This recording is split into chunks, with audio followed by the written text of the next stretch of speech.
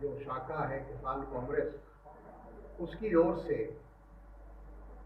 किसान के जो तमाम हमारे साथी हैं, जो प्रतिनिधि हैं, जो पदाधिकारी हैं, उन सबको आज आमंत्रित किया गया था। क्योंकि आज देश के सामने आप सभी लोग देख रहे हैं, जान रहे हैं कि सबसे बड़ी जो आज देश के सामने एक स्थिति उत्पन्न हुई है, वो है किसानों की समस्या। आज सारे देश का किसान सड़क पर आने पर मजबूर हुआ है, दिल्ली तक कूच कर रहा है। तमाम बंधनों के बाद, रुकावटों के बाद किसान दिल्ली पहुंचे हैं। सरकार की ओर से पहले तो ये कहा गया कि ये सब किसान है ही नहीं एक तरह से। फिर कहा गया कि ये किसान नहीं है, ये तो खालिस्तानी है। कभी कहा गया कुछ आपत्तिजनक शब्दों का इस्तेमाल होता रहा किसानों के प्रति, बजाय इसके कि उनके साथ बैठकर उनकी समस्या को सुना जाता और उसका समाधान किया जाता।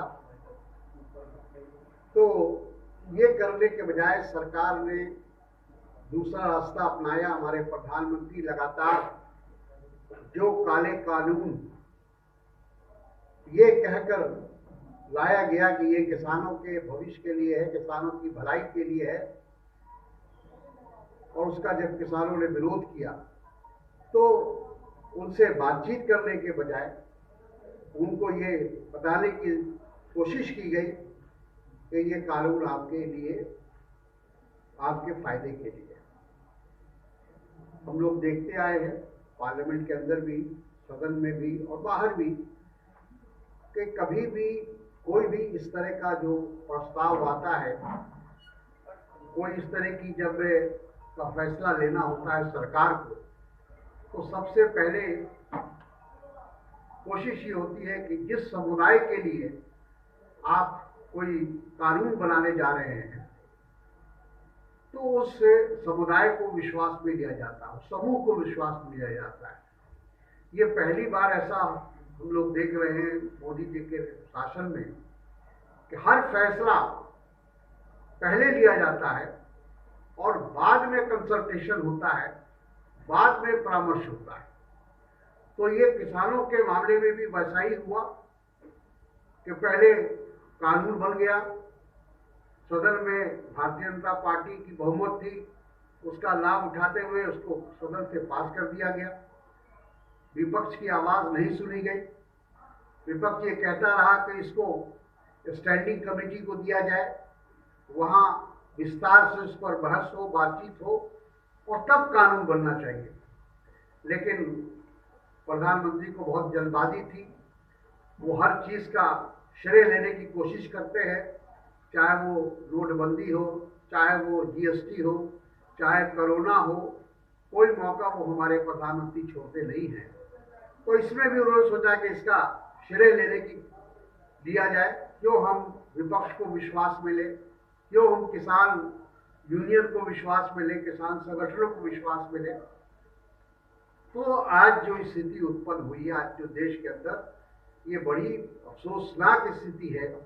क्योंकि इस ठंडक में, दिल्ली की ठंडक, और उसमें हमारे किसान तमाम राज्यों से वहां पहुंच रहे हैं, बाल बच्चों के साथ पहुंच रहे हैं, बूढ़े बुजुर्ग पहुंच रहे हैं।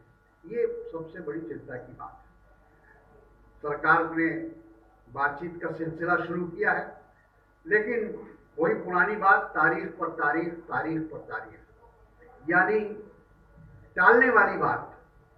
कैसे इसको टाला जाए, कैसे किसान आंदोलन को थका दिया जाए, इस बात की कोशिश केंद्र सरकार की तरफ से हो रही है।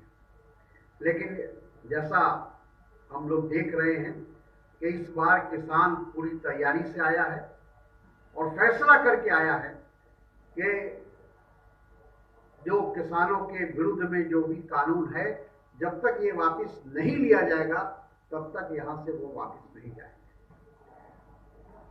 ये मामला अब हमारे देश तक ही सीमित नहीं है, दुनिया के कई देश में इस बात को लेकर, इस आंदोलन को लेकर लोगों ने चिंता व्यक्त की है। हम अभी अखबार में पढ़ रहे थे कि कनाडा के प्रधानमंत्री ने इस पर अपनी राय दी है। उसके बाद फिर इंग्लैंड में कई संसद सदस्यों ने, अलग अलग पार्टी के लोगों ने, और ये बात धीरे धीरे लोगों तक फैल रही है, पूरे विश्व में फैल रही है कि किसानों के साथ जो हमारे सरकार का व्यवहार है और हमारे प्रधानमंत्री का जो व्यवहार है वो सही नहीं है। और इसलिए उन लोगों ने भी ये राय दी है, मशवरा दिया है कि जल्द से जल्द इसका समाधान निकालना चाहिए और ये उस कानून की वापसी होनी चाहिए, कोई रास्ता निकलना चाहिए। तो मैं आज इसीलिए आप लोगों के बीच में आया था। आज किसान कांग्रेस ने, बिहार किसान कांग्रेस ने कुछ महत्वपूर्ण फैसले लिए हैं, क्योंकि कांग्रेस एक जिम्मेदार पार्टी है